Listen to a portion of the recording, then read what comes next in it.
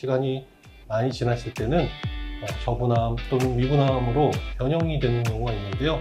이때 치료하면 이미 다 병이 진행되어 있고 심지어 사망까지 이르는 경우도 있습니다.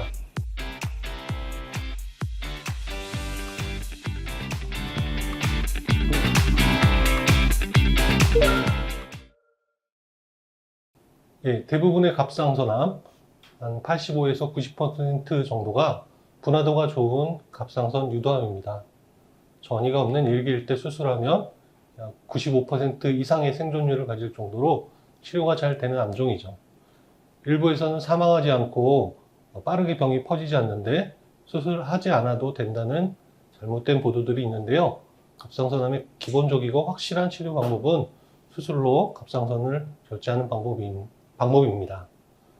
또한 분화도가 좋다고는 하지만 치료하지 않고 시간이 많이 지났을 때는 저분암 또는 위분암으로 변형이 되는 경우가 있는데요.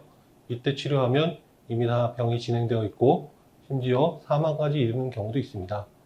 그래서 갑상선암은 치료가 잘 되는 분화가 좋은 유도암이 많으며 수술이 가장 효과적인 치료 방법이라고 말씀드립니다. 대부분은 검진 초음파 등을 통해서 우연히 갑상선 결절이 발견되고 세침 검사나 조직 검사를 통해서 진단되는 경우가 많습니다. 갑상선암의 발생률이 여자에서 남자보다 4배 이상 높고 40대 후반부터 발생이 많으므로 40대 후반의 여성이라면 검진 초음파를 한번 시행하여 보는 것도 좋겠습니다. 갑상선 유도암의 경우 10% 정도는 가족력이 있으므로 가족 중에 2명 이상 갑상선암 환자가 있으면 20대부터 초음파를 시행해 보는 것이 좋겠습니다. 대부분 자각 증상이 없는 경우가 많다고 말씀드렸으나 갑상선암이 신경 침범을 한 경우에는 쉰 목소리가 날 수가 있습니다. 또한 갑상선 결절이 움직이지 않고 단단하게 만져지거나 목의 측면에 림프절이 단단하게 촉진된다면 갑상선암을 의심하고 초음파 및 조직 검사를 해보는 것이 좋겠습니다. 크기가 1cm 이내이면서 갑상선 내부에 잘 쌓여 있고 주변 림프절 전이가 없는 경우에는 능동적 감시를 시행할 수가 있습니다. 능동적 감시란 당장 조직 검사나 수술을 하지 않고 지켜보는 것을 의미하는데요.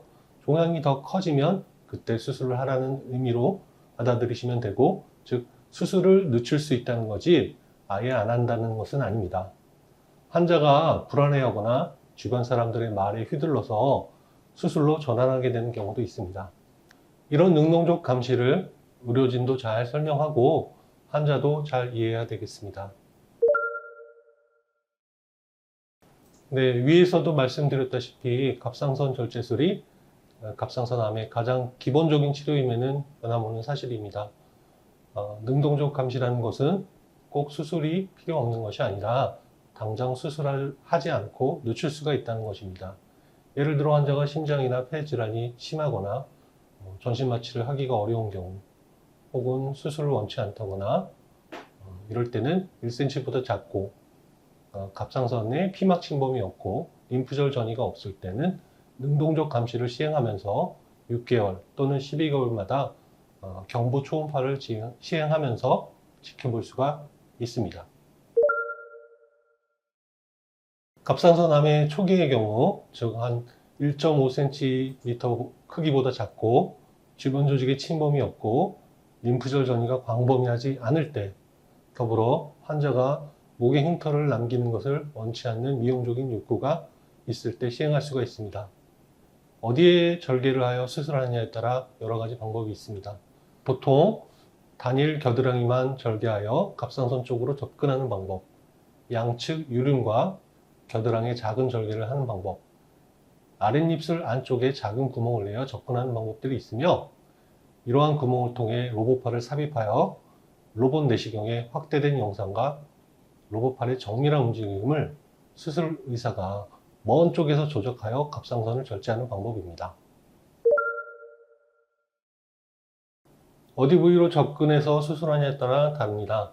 로봇팔을 환자 몸속으로 삽입하여 갑상선 절제하기까지의 준비 작업을 도킹이라고 하는데요. 약 20분에서 30분 정도의 시간이 필요합니다. 환자의 갑상선의 크기나 해부학적 구조물 확인이 환자마다 다르긴 하지만 보통 한쪽 엽의 절제 시 약 1시간 정도의 시간이 소요되며 일반적인 경부절개법 수술과 비교하여 크게 차이를 보이진 않습니다. 갑상선암의 가장 기본적이고 확실한 치료 방법은 수술임을 다시 한번 말씀드립니다. 최근에는 갑상선 수술하는 외과 의사들도 최대한 갑상선을 보존하는 쪽으로 수술을 진행하고 있습니다. 이에 따른 불필요한 갑상선 호르몬 보충 요법도 줄이는 방향 쪽으로 가고 있습니다. 그러니 수술과 약 복용에 대해서 너무 두려움을 갖지 마시고 진료 받으시길 당부드립니다.